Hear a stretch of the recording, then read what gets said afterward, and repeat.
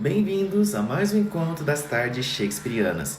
Hoje vamos mergulhar em um dos textos mais encantadores de Shakespeare, Sonho de uma Noite de Verão. Nesta peça, o amor se mistura ao sonho, a razão se rende à fantasia e o real se confunde com o imaginário. Entre fadas travessas, amantes desencontrados e artesãos atrapalhados, Shakespeare nos conduz por uma floresta onde tudo é possível. E também é nessa floresta onde o riso, o encantamento e a reflexão caminham lado a lado. Que nós possamos nos deixar levar por essa atmosfera onírica e lembrar que, como diz Puck, talvez tudo isso não tenha passado de um sonho. A peça Sonho de uma Noite de Verão foi escrita entre 1595 e 1596, sendo uma das comédias mais ricas e multifacetadas de Shakespeare. Situada entre o mundo real e o universo do fantástico, a peça propõe uma experiência teatral que transcende o tempo e o espaço, misturando diferentes tradições culturais, gêneros literários e simbolismos. Trata-se de uma obra que não apenas diverte, mas também provoca reflexões profundas sobre o amor, a identidade, a ordem social e também, mas não menos importante, o poder da imaginação. A data de composição dessa peça coincide com o período de grande efervescência artística na Inglaterra elisabetana, onde o teatro viveu seu auge como forma de entretenimento e também como veículo de expressão cultural e ideológica. Dentro desse contexto, William Shakespeare mostra sua habilidade única de dialogar com múltiplas fontes. As influências da mitologia greco-romana são evidentes, especialmente na presença de Teseu e Hipólita, figuras extraídas dessa tradição clássica. No entanto, o autor não se limita ao cânone antigo. Ele incorpora também elementos do folclore inglês, como as fadas, doentes e espíritos da natureza, com destaque para personagens como Oberão, Titânia e o icônico Puck, que representam forças mágicas e caóticas que interferem no destino de nós, meros mortais. Essa combinação de mitologia e fantasia cria um cenário onde o impossível se torna aceitável. O mundo da floresta, onde grande parte da ação se passa, funciona como um espaço simbólico que escapa das amarras da razão e da lógica. Ali, a realidade é suspensa, os sentimentos são distorcidos por encantamentos e as fronteiras entre sonho e vigília se apagam. A peça, nesse sentido, sugere que o amor é por si só uma força irracional, mutável e misteriosa, sujeita a caprichos tão imprevisíveis quanto os da magia. A estrutura da obra também revela traços do teatro pastoral, uma forma dramática que idealiza a vida no campo como refúgio contra a artificialidade e os conflitos da vida urbana. A floresta, nesse caso, representa a liberdade, a natureza em estado bruto, é o espaço onde os personagens podem se transformar, experimentar novas emoções e, ao fim, retornar ao mundo social com uma nova perspectiva. Essa jornada de ida e volta é típica das comédias renascentistas, mas aqui ela ganha contornos particularmente poéticos e surreais. Além disso, a peça Sonho de uma Noite de Verão é profundamente marcada pelo espírito das festividades populares inglesas, como o solstício de verão e o Festival de São João, que celebravam a abundância da estação com danças, canções, encenações e uma atmosfera de liberdade, onde as normas sociais eram temporariamente invertidas ou suspensas. Esse espírito carnavalesco está presente na desordem amorosa que toma conta dos personagens, nas situações cômicas vividas pelos artesãos e em toda a dinâmica de confusão, troca de papéis e enganos que permeia toda a trama. Por fim, Sonho de uma Noite de Verão é uma metalinguagem sobre o próprio teatro. A peça encena uma peça dentro da peça, aquele espetáculo improvisado pelos artesãos que serve de comentário irônico sobre o fazer teatral e ao mesmo tempo em que ressalta a ideia de que a arte, como um sonho, é uma construção ilusória. Ao final da peça, o próprio Puck, dirigindo-se diretamente ao público, sugere que tudo que foi visto pode não passar de um sonho, um artifício cênico criado para entreter. Com isso, Shakespeare reafirma o poder do teatro como espaço de criação de mundos, de suspensão da realidade e de comunhão entre atores e plateia. Por fim, mas não menos importante, Sonho de uma Noite de Verão permanece até hoje uma das obras mais encenadas e estudadas do repertório shakespeariano. A sua mistura de poesia, humor, crítica social e fantasia continua a cativar leitores e espectadores, oferecendo múltiplas camadas de interpretação e uma celebração inesgotável da imaginação humana. A estrutura de Sonho de uma Noite de Verão é notavelmente complexa e engenhosa, entrelaçando múltiplas tramas que se envolvem de forma paralela, mas que, ao longo da narrativa, se cruzam de maneira cômica e poética. A peça se divide de forma simbólica e geográfica entre dois mundos distintos. O primeiro é a cidade de Atenas, que representa a ordem, a razão e as convenções sociais, e a Floresta Encantada, espaço mágico onde as regras do mundo civilizado são suspensas e tudo pode acontecer. É nessa floresta, sob a influência de feitiços e seres sobrenaturais, que os personagens passam por confusões, revelações e transformações.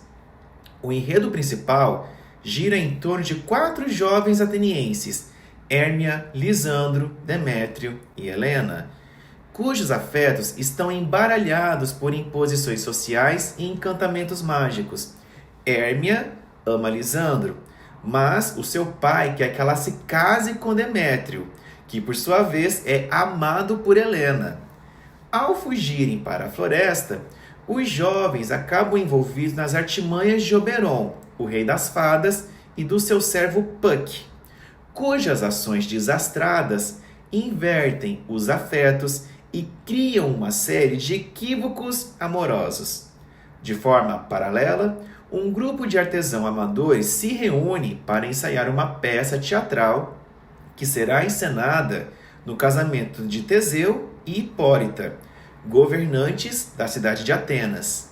Entre eles está o atrapalhado Bottom, que acaba sendo enfeitiçado por Puck e transformado em um asno, tornando-se, por capricho de Oberon, objeto de paixão da rainha das fadas, Titânia. Por fim, há ainda a trama dos próprios seres encantados, marcada pela disputa entre Oberon e Titânia pelo domínio de um jovem pajem, conflito esse que desencadeia os eventos mágicos centrais da peça. Essas 3 tramas, os jovens amantes, os atores amadores e o mundo das fadas, funcionam em camadas que dialogam entre si, tanto em termos cômicos quanto simbólicos. Essa estrutura permite que Shakespeare explore, sob diferentes perspectivas, os principais temas da peça, entre os quais o amor ocupa lugar central. Mas não se trata de um amor idealizado. O que vemos aqui são seus desvios, suas ilusões e as suas instabilidades.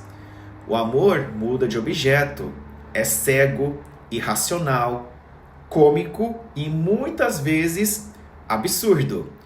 Uma força que escapa ao controle humano e que pode tanto ferir quanto curar. Outro tema fundamental é o contraste entre fantasia e realidade.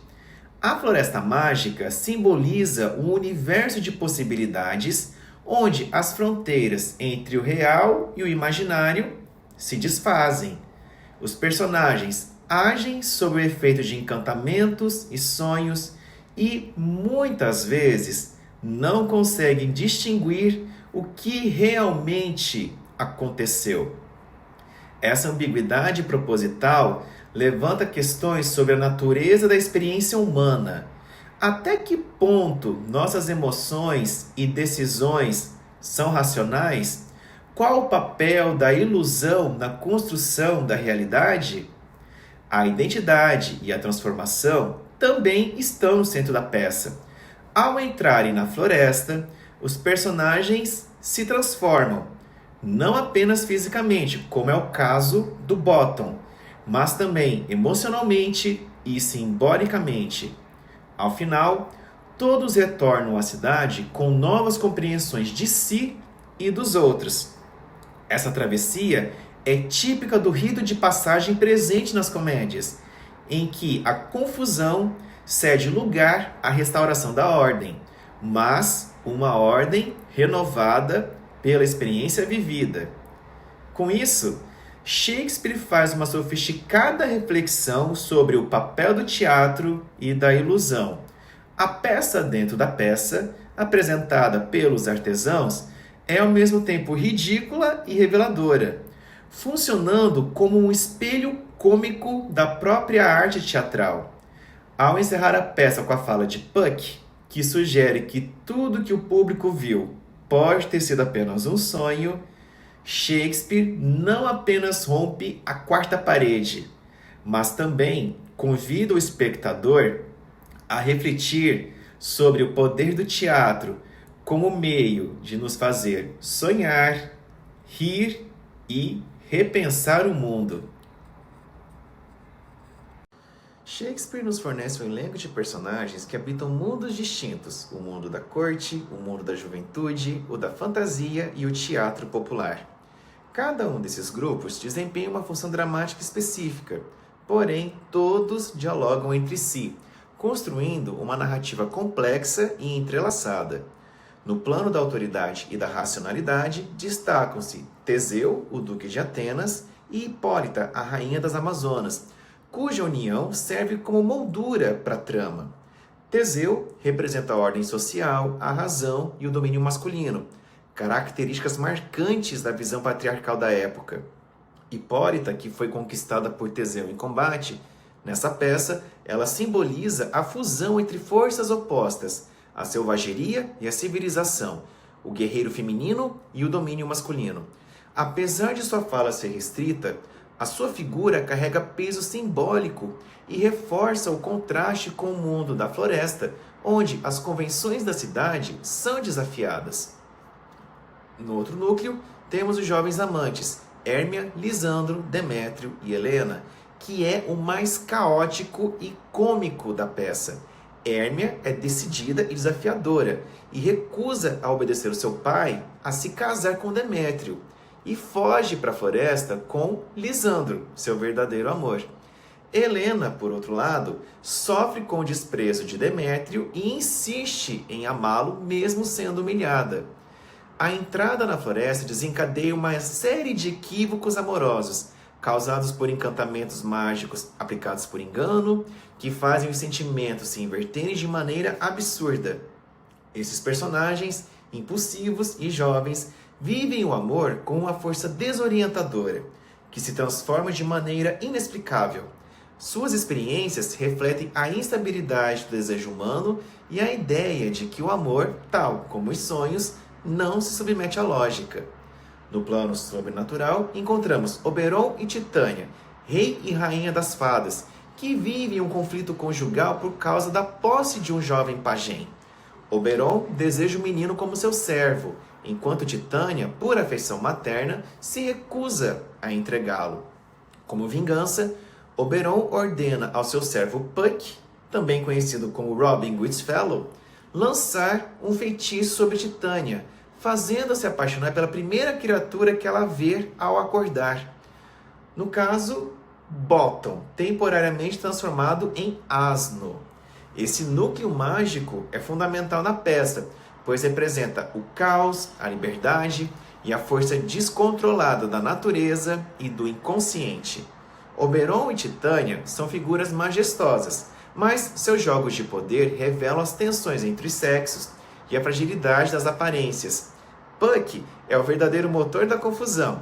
Sua natureza brincalhona, irreverente e imprevisível o torna o símbolo máximo do espírito carnavalesco da peça. É ele quem manipula os acontecimentos, aplica os encantamentos errados, zomba dos humanos e, ao fim, sugere ao público que tudo pode ter sido apenas um sonho. Mais do que um simples servo, Puck é uma manifestação do próprio poder transformador do teatro e da imaginação. Entre os personagens mais humildes e cômicos estão os artesãos, um grupo de trabalhadores simples que se reúnem para montar uma peça de teatro, a trágica história de Píramo e Tisbe, a ser apresentada no casamento de Teseu e Hipólita. Dentre eles, destaca-se Bottom, o tecelão, cuja autoconfiança desproporcional e falta de talento fazem dele uma figura cômica irresistível.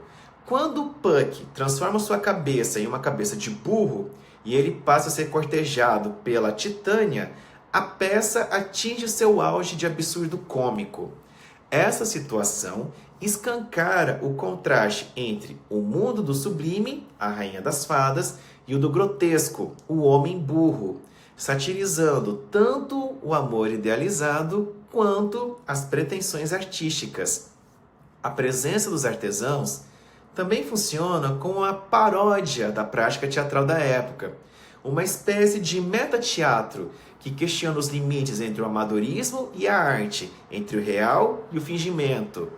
Filostrato, mestre de cerimônias do palácio, serve como intermediário entre o mundo da corte e os outros mundos da peça, organizando o espetáculo final e simbolizando o controle da ordem sobre o caos, do riso sobre a confusão.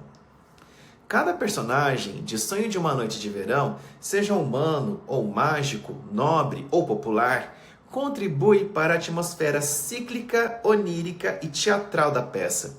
Eles vivem em constante transformação, mergulhados em situações que desafiam o senso comum e retornam à realidade com a experiência do absurdo, da fantasia e da reinvenção.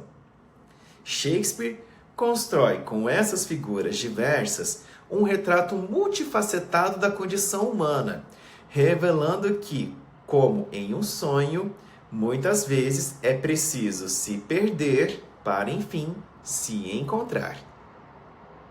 Embora muitas vezes ofuscados pelos protagonistas, os personagens secundários de Sonho de uma Noite de Verão exercem funções essenciais para a atmosfera, o ritmo e a complexidade simbólica da obra.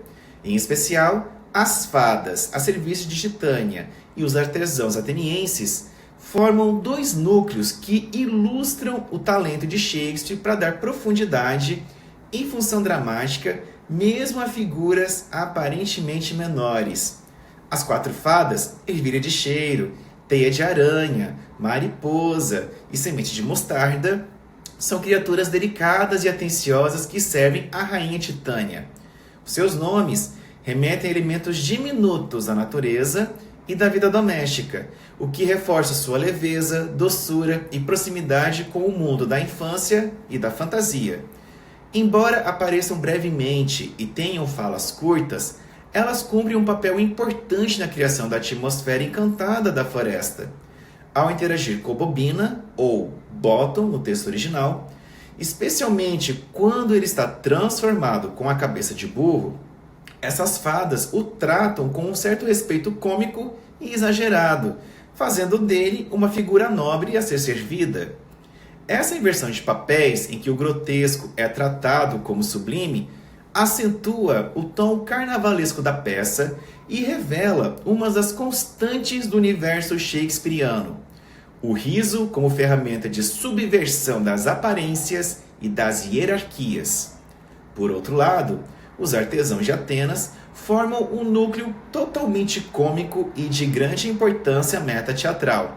São homens simples, trabalhadores de ofícios manuais, que decidem montar uma peça de teatro, a muito lamentável comédia e a morte cruel de Píramo e Tisbe, para ser apresentada no casamento do duque Teseu e da rainha Hipólita.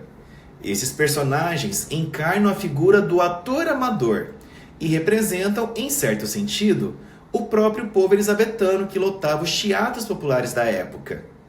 Apesar de suas limitações e mal entendidos teatrais, eles demonstram entusiasmo pela arte de representar. Essa devoção ao teatro é, ao mesmo tempo, motivo de riso e objeto de carinho por parte do autor. Entre eles, destaca-se Bobina, ou Bottom, o tecelão, um dos personagens mais memoráveis da peça. Sua personalidade expansiva, seu desejo de interpretar todos os papéis da peça e sua total ausência de autocrítica o transformam numa figura cômica de grande impacto. Ao ser transformado por Puck, que lhe dá a cabeça de um asno, e ser cortejado por Titânia sob encantamento, Bottom se torna o símbolo máximo do grotesco poético de Shakespeare, uma fusão entre o ridículo e o sublime, entre a ignorância e a glória passageira. Quina, o carpinteiro, é o organizador do grupo, responsável por atribuir os papéis e manter uma ordem nos ensaios, embora muitas vezes se veja dominado pelas excentricidades do Bottom. Sanfona, o remendão de Foles, interpreta a parede que separa os amantes Píramo e Tisbe, participando de uma das cenas mais absurdas e hilárias da peça, ao tentar personificar uma parede literal com as mãos. Justinho, o marceneiro, interpreta o prólogo e, em sua tentativa de explicar cuidadosamente o conteúdo da peça ao público, acaba revelando a inabilidade do grupo com a linguagem teatral.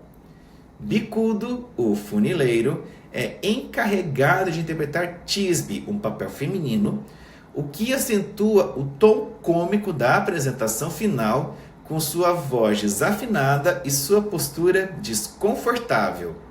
Fominha, o alfaiate tímido e inseguro, assume o papel de leão, mas avisa de antemão ao público que não é perigoso, esvaziando qualquer tensão dramática e criando um efeito cômico irresistível. A encenação desastrosa dos mecânicos serve como paródia da tragédia clássica e, ao mesmo tempo, como uma celebração do teatro como espaço acessível e universal. Por trás da comédia desses personagens está uma reflexão profunda sobre os limites entre a arte e a vida, entre talento e esforço, entre ilusão e verdade. A peça dentro da peça funciona como um espelho cômico da própria história principal, e a reação indulgente de Teseu e Hipólita à performance dos artesãos reforça o caráter conciliador e festivo do desfecho. Assim, os personagens secundários, longe de serem apenas acessórios narrativos, cumprem funções decisivas. As fadas intensificam a magia e o lirismo do mundo encantado, enquanto os artesãos oferecem um contraponto terrestre e hilário, evidenciando o caráter coletivo, democrático e multiforme do teatro elisabetano. Ao dar voz e espaço a esses personagens, Shakespeare amplia os horizontes da sua comédia, mostrando que todos, do mais sublime ao mais humilde, participam da grande peça que é a vida, onde o sonho, o erro, o riso e a transformação estão sempre presentes. A encenação de Píramo e Tisbe em Sonho de uma Noite de Verão é um dos momentos mais divertidos e inesquecíveis da obra, funcionando como uma espécie de metateatro que oferece múltiplas camadas de leitura. Shakespeare se vale do mito clássico de Píramo e Tisbe, a história de um amor proibido e tragicamente interrompido, mas o faz por meio de um humor escancarado que transforma o drama em uma comédia repleta de exageros e situações absurdas. A apresentação realizada pelos artesãos, liderados por Bottom, é marcada por falhas cômicas, erros de pronúncia, interpretações desajeitadas e uma falta de técnica que contrasta diretamente com a seriedade do texto original. Esse episódio é, sem dúvida, uma paródia brilhante da tragédia de Romeu e Julieta, peça que acredita-se ter sido escrita por Shakespeare quase na mesma época de Sonho de uma Noite de Verão, entre 1595 e 1596. Essa proximidade temporal torna a brincadeira ainda mais rica. Enquanto em Romeu e Julieta se mergulha fundo na dor e na intensidade do amor juvenil, Sonho de uma Noite de Verão oferece uma desconstrução desse mesmo sentimento por meio do riso e da sátira. A encenação de Píramo e Thisbe não apenas ri da história trágica, mas também do próprio fazer teatral, mostrando que as emoções mais dramáticas podem ser distorcidas, exageradas e até ridicularizadas para revelar outras verdades. Os artesãos representam, por meio de suas interpretações desastrosas, uma crítica suave e divertida ao teatro profissional e aos altos ideais da dramaturgia clássica. Bottom, que é ao mesmo tempo o mais entusiasmado e o desastrado do grupo, exemplifica essa mistura de ingenuidade e pretensão. Ele deseja assumir todos os papéis principais, sem qualquer noção de suas limitações, o que gera situações hilárias e reforça a comicidade da cena.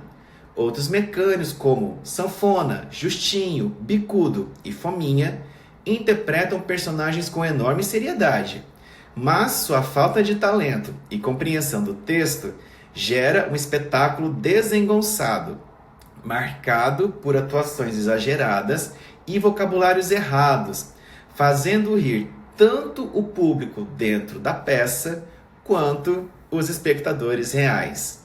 Essa encenação dentro da peça é, portanto, muito mais do que uma simples comédia. Ela funciona como uma crítica meta-teatral, que questiona o ideal artístico, a noção de perfeição no palco e o próprio valor da arte quando praticada com paixão, mesmo que sem técnica. O humor não é gratuito, mas reflexivo.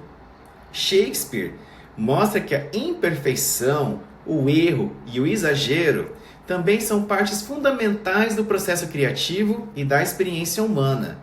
Através dessa paródia, ele convida o público a rir da seriedade excessiva e a valorizar o riso como um meio legítimo de expressão e até de compreensão das emoções.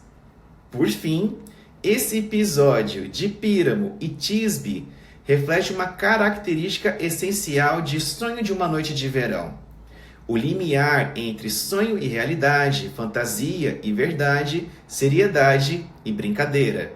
Ao transformar uma tragédia clássica em um espetáculo ridículo, Shakespeare subverte expectativas e revela a fluidez das emoções humanas, sugerindo que amor e dor podem ser encarados por múltiplos prismas, ora como uma tragédia profunda, ora como uma comédia ingênua, ora como um sonho passageiro. O humor, portanto, torna-se uma poderosa ferramenta para desarmar as tensões da vida e do amor, revelando a peça como uma celebração da multiplicidade da experiência humana. Sonho de uma Noite de Verão permanece bastante atual, mesmo após mais de 4 séculos de sua criação. A sua relevância nos dias de hoje não se limita ao prazer estético ou ao valor histórico da sua linguagem poética. Ela está, sobretudo, na maneira como a peça aborda, de forma simbólica e cômica, questões profundamente humanas e sociais que continuam presentes no mundo de hoje. Estamos em uma era marcada por incertezas emocionais, polarizações culturais e transformações sociais aceleradas. A peça continua a oferecer um espaço em que é possível refletir com leveza e imaginação sobre os limites entre desejo e imposição, entre ordem e caos, entre realidade e aparência. Os sentimentos que movem a trama, ciúme, paixão, desejo, dúvida, não apenas sobrevivem ao tempo, como também se tornaram ainda mais complexos nas relações contemporâneas. Em um mundo no qual os vínculos afetivos se multiplicam, se desfazem e se reinventam com rapidez, os dilemas emocionais tratados na peça encontram novos significados. As contradições do querer, os impulsos irracionais, os desencontros amorosos tornam-se metáforas perfeitas para um tempo em que o afeto é, ao mesmo tempo, central e instável. Nesse contexto, Sonho de uma Noite de Verão nos convida à introspecção ao mesmo tempo em que nos oferece alívio cômico, uma combinação rara e bastante poderosa. O humor é outro ponto de contato direto com o público de hoje, não se tratando apenas de fazer rir. O riso provocado pela peça nasce da confusão, da inversão, do improviso e do absurdo, elementos que dialogam diretamente com o espírito de uma época que muitas vezes se sente perdida entre o excesso de informações, normas sociais rígidas e expectativas contraditórias. O humor serve como crítica e válvula de escape, permitindo que temas densos sejam tratados com ironia e fluidez, desarmando certezas e abrindo espaço para múltiplas interpretações. É um humor que faz pensar porque expõe o descompasso entre o que se sente e o que se espera, entre o que se vive e o que se idealiza. O espaço onírico da peça, com sua floresta mágica e suas transformações inexplicáveis, continua a oferecer um terreno fértil para a imaginação. Num mundo cada vez mais regulado por algoritmos, verdades absolutas e uma lógica utilitária, Sonho de uma Noite de Verão nos lembra da importância do não racional, do ambíguo, do que escapa à explicação. A peça não impõe respostas, ela propõe perguntas. Ela te convida a se perder para se reencontrar. Por isso, ela continua a ser encenada de maneira livre, experimental, adaptável a diferentes contextos culturais e políticos. A liberdade criativa que ela oferece é, por si só, um manifesto a favor do pensamento artístico como resistência ao automatismo do cotidiano. No campo social, a peça também permite leituras mais profundas e críticas. A trama, ainda que envolta em fantasia, lança um olhar oblíquo sobre temas como poder, controle de corpos e escolhas, relações hierárquicas e o papel da arte como mediadora simbólica da experiência coletiva. Em tempos de debates intensos sobre direitos, identidade e liberdade, Sonho de uma Noite de Verão aparece como uma obra que, sem ser panfletária, toca o sensível. Ela mostra que o teatro pode ser um lugar de questionamento leve, mas potente. As ilusões que ela encena, os enganos e os desencontros que apresenta servem como um espelho da instabilidade do mundo contemporâneo e, ao mesmo tempo, oferece um convite ao encantamento, à pausa e ao riso compartilhado. Com isso, a vitalidade da peça hoje não se limita à sua beleza formal ou ao prestígio do seu autor. Ela está na forma como ainda nos fala, não individualmente, mas como sociedade. Num tempo em que o real muitas vezes se apresenta com dureza e rigidez, Sonho de uma Noite de Verão preserva e celebra o direito de imaginar outros caminhos, de rir das próprias certezas e de sonhar, mesmo acordados, com outros mundos possíveis. Na contemporaneidade, os personagens de Sonho de uma Noite de Verão se desdobram em figuras sociais complexas que espelham ansiedades, estruturas de poder, contradições afetivas e dinâmicas culturais do presente. Cada um representa uma faceta do humano em tempos de incerteza e transição, do desejo à razão, da ordem ao caos, da autonomia à manipulação. Vamos começar por Teseu. Símbolo da autoridade racional, ele poderia se materializar na figura de um magistrado ou de um político tecnocrático que acredita nas instituições como pilares civilizatórios. É aquele que organiza, que comanda e que aplica a lei com convicção, mas cuja vida emocional é contida e distante, e por que não, regulada. Ele é o arquétipo da estabilidade que, ao tentar proteger o mundo do caos, acaba se afastando das zonas mais férteis da existência: o sonho, o desejo e o risco. Em um mundo contemporâneo hipercontrolado por protocolos e planejamentos, Teseu nos faz refletir sobre o custo emocional da ordem absoluta. Hipólita, por sua vez, é a figura do feminino que precisou negociar a sua força dentro de estruturas masculinas. Ela pode ser vista como uma mulher que, embora poderosa, foi absorvida por sistemas institucionais que tentam moldar a sua presença a partir de códigos patriarcais. No presente, ela poderia ser uma executiva respeitada, uma líder política ou uma ativista que, ao se unir a Teseu, mantém uma postura elegante, mas nunca totalmente integrada.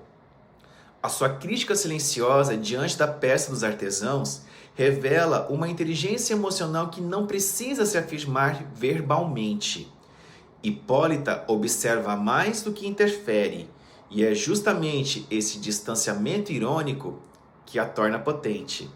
Ela ocupa o espaço sem se perder nele. Egeu representa com clareza a figura do patriarca que se julga proprietário da verdade e das escolhas dos outros. O seu papel pode ser associado ao pai conservador que condiciona o afeto ao controle, que exige dos filhos uma trajetória moldada pela tradição e pelo prestígio. Ele age como se os laços familiares justificassem a negação da liberdade individual. Egeu é a voz da coerção disfarçada de cuidado. Mas, quando a sua lógica perde respaldo, ele se dissolve. É a imagem de uma autoridade antiga, que só se sustenta enquanto o sistema a legitima. Em tempos de transformações geracionais, ele simboliza o desconforto de um modelo que já não encontra mais legitimidade plena. Hérmia encarna a tensão entre liberdade e impulsividade no universo afetivo e social da juventude contemporânea. Ela é a figura de uma jovem que, ao tentar romper com a tradição, também precisa enfrentar seus próprios conflitos internos: insegurança, raiva, ciúme, desejo de pertencimento. No mundo atual, ela poderia ser uma universitária em ruptura com o objeto familiar, uma jovem artista ou empreendedora tentando construir sua identidade em meio a pressões contraditórias. A sua coragem em desafiar normas vem acompanhada de instabilidade emocional, o que a torna real. Hérmia é a encarnação da juventude que quer viver plenamente, mesmo sem saber exatamente como. Lisandro, o amante apaixonado, é alguém cuja ideia de amor está carregada de idealizações. Em um contexto contemporâneo, ele poderia ser visto como um jovem sensível, um artista, um intelectual que valoriza a espontaneidade e a intensidade emocional. No entanto, quando ele é atingido pela magia, a sua mudança súbita de afeto sugere uma crítica à fragilidade dos sentimentos quando expostos a interferências externas. Em um mundo digital em que paixões surgem e desaparecem com um clique, Lisandro representa o sujeito emocionalmente fluido, influenciável, que ama com intensidade, mas sem consistência. O seu retorno à ordem no fim da peça carrega a marca de um aprendizado incompleto. Demétrio é o amante funcional, aquele que se ajusta ao final esperado, mas à custa da sua própria autenticidade. Ele poderia ser hoje um jovem profissional bem-sucedido, estável, socialmente admirado, mas emocionalmente desconectado. A sua transformação mágica o faz amar alguém que antes rejeitava, e isso nos leva a questionar a profundidade de seus afetos. Quando as relações hoje se sustentam apenas pela adequação à imagem desejada, Demétrio mostra que o amor pode ser domesticado sim, mas o preço disso é a dúvida silenciosa. Ele termina a peça ao lado da mulher certa, mas talvez com a pergunta errada ainda dentro de si. Helena é talvez a figura mais dolorosa da peça. Ela representa o desejo em estado cru, a necessidade de ser vista, aceita e amada, mesmo à custa da autodepreciação. No presente, ela poderia ser uma jovem que sofre com a comparação constante nas redes sociais, alguém que internalizou padrões estéticos e afetivos inalcançáveis e que, por isso, vive um amor desequilibrado e ansioso. Mas Helena também rompe com o silêncio. Ela fala, expõe, corre atrás. E isso a transforma em um símbolo revolucionário. Num mundo que exige confiança o tempo todo, ela escancara sua fragilidade. E nesse gesto, ela reivindica o direito de ser vulnerável. Oberon seria o grande operador do sistema, o criador de plataformas, o programador-chefe, o arquiteto dos algoritmos afetivos que interfere nas escolhas humanas. Ele manipula, observa e comanda. Seu poder é quase invisível, porém absoluto. É a racionalidade fria aplicada às emoções, como se amar pudesse ser uma equação resolvida por software. Mesmo quando age para corrigir desequilíbrios, ele não escuta, apenas ajusta. Oberon encarna a figura do homem moderno que detém poder simbólico, mas evita exposição emocional. Ele representa o controle, e não o cuidado. Titânia é a figura do feminino que resiste. No nosso cenário contemporâneo, pode ser uma mulher independente que luta por sua própria lógica de afeto e pertencimento. A sua recusa em ceder o menino pode simbolizar hoje o direito de proteger suas narrativas, suas escolhas, seu espaço simbólico. Quando ela é enganada por feitiço, ela não perde dignidade. Ao voltar à razão, ela não se vinga, mas também não se submete. Sua grandeza está na maturidade emocional. Ela sente, sofre e ainda assim escolhe seguir em paz. Titânia representa a mulher que conhece a dor, mas não se deixa definir por ela. Puck é o espírito da imprevisibilidade do mundo atual. Ele poderia ser um programador rebelde, um influenciador subversivo. Ele atua como uma força desestabilizadora, lembrando que, por mais que tentemos controlar a vida, o erro, o improviso e o riso sempre encontrarão espaço. Puck é a representação daquilo que escapa e que, por isso, torna a vida mais rica. Ele perturba a lógica para revelar verdades escondidas. A sua ação é cômica, porém carregada de crítica. Mostra que, no fundo, o mundo é mais absurdo do que gostaríamos de admitir. Bottom, ou Bobina, o burro encantado, talvez seja o criador popular, o sonhador que vive às margens dos padrões do sucesso. A sua experiência com o sobrenatural é tocante, porque ele não tenta entendê-la, ele apenas vive. Bottom não é cínico nem vaidoso, ele é inteiro. Num tempo em que todos parecem saber de tudo, Ele é aquele que assume não entender e por isso mesmo acessa dimensões de beleza e poesia que escapam aos racionais.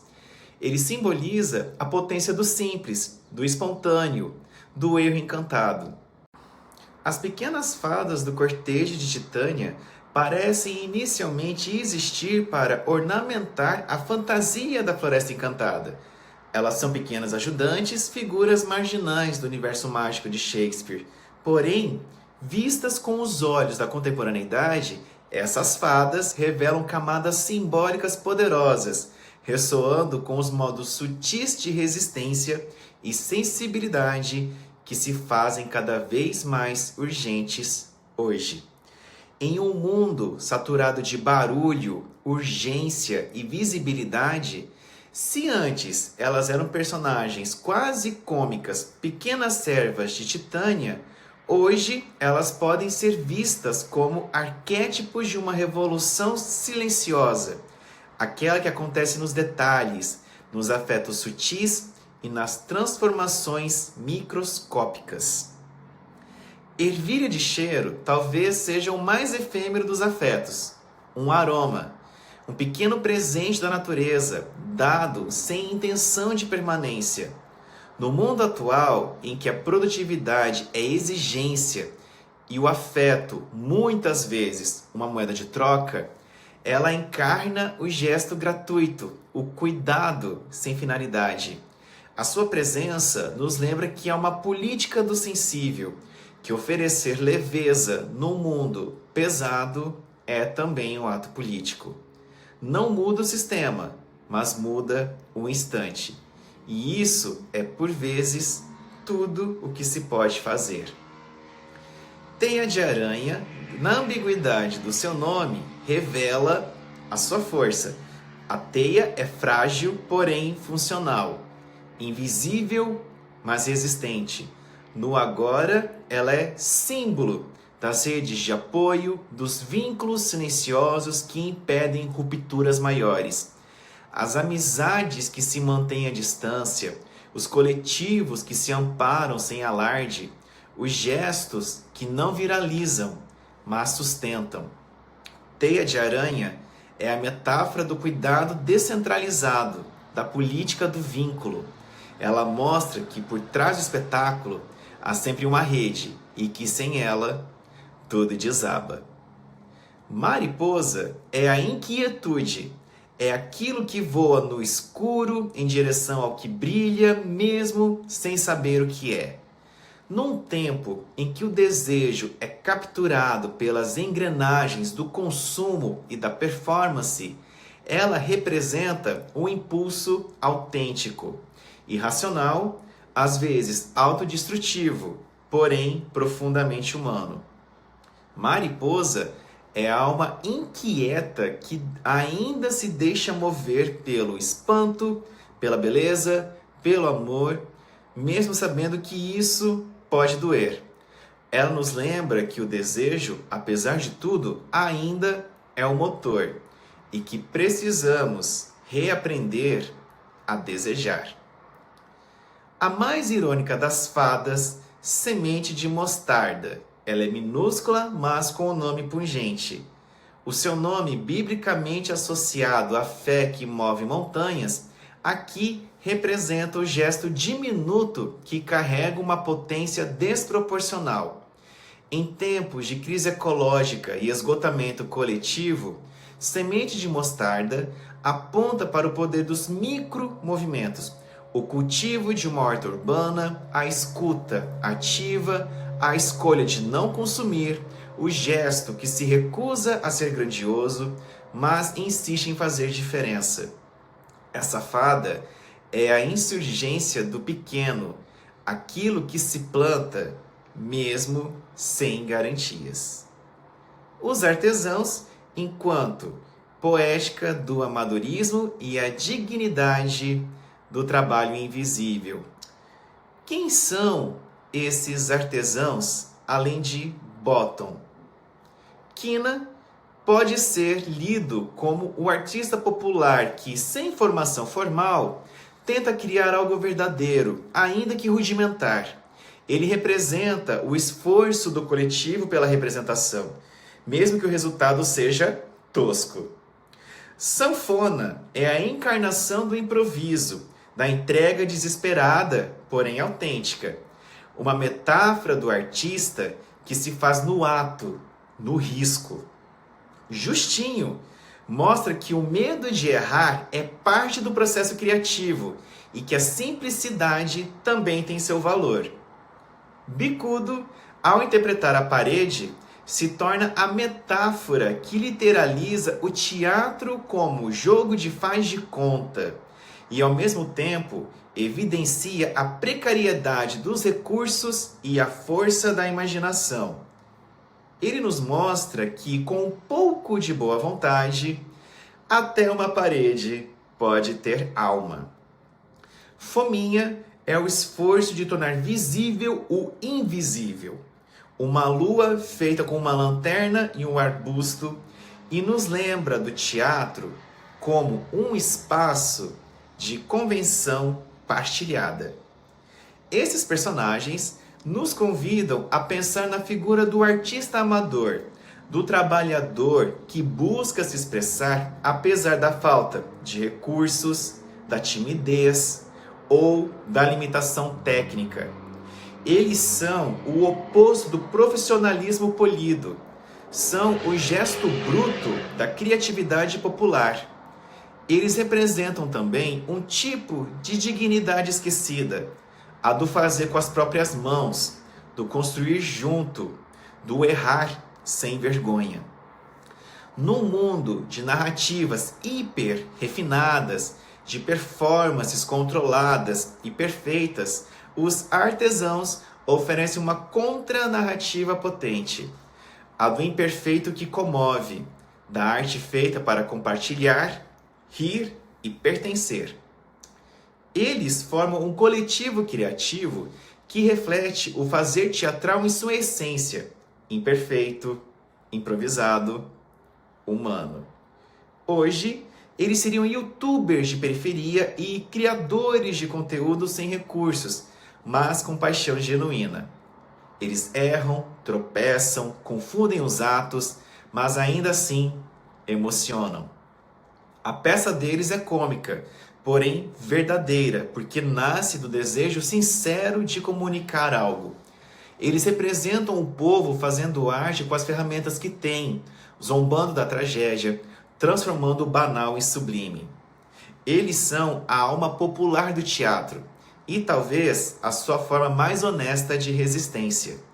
Eles nos lembram que o teatro, assim como a vida, pode ser ingênuo e ainda assim verdadeiro, e que errar pode ser um espetáculo. Sonho de uma Noite de Verão permanece como uma das obras mais instigantes de Shakespeare, não apenas pela leveza, pelo humor ou pela fantasia, mas pela densidade simbólica que atravessa seus personagens, seus espaços e estruturas narrativas.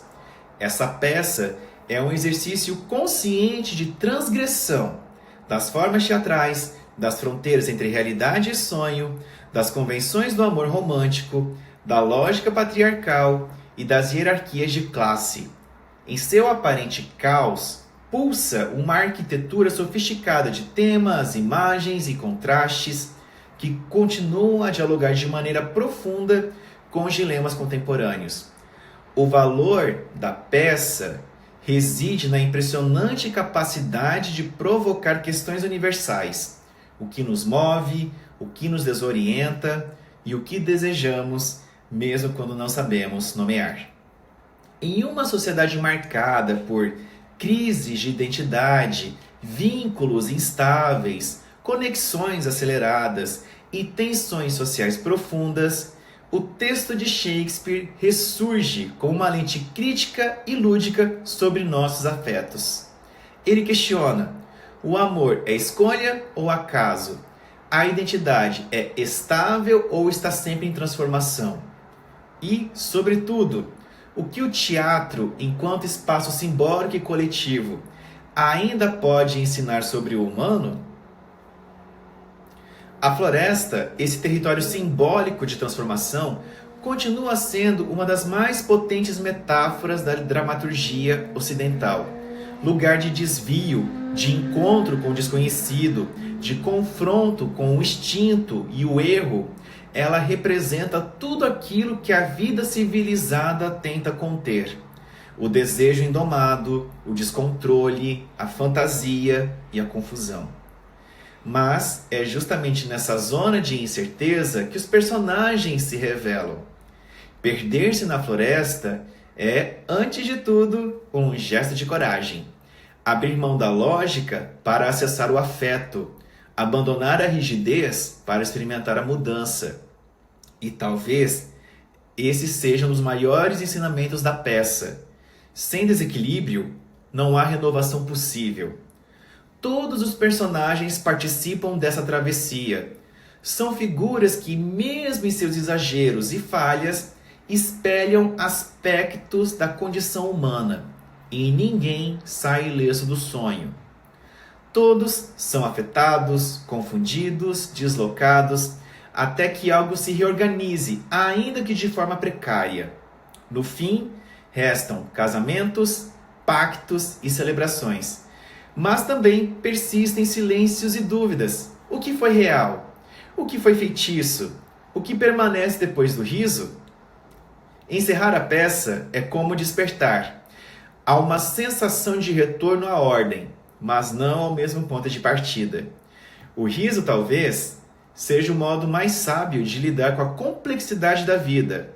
E a arte, como o teatro de Shakespeare, permanece como o único espaço em que tudo isso, erro, desejo, absurdo e beleza, pode conviver em harmonia.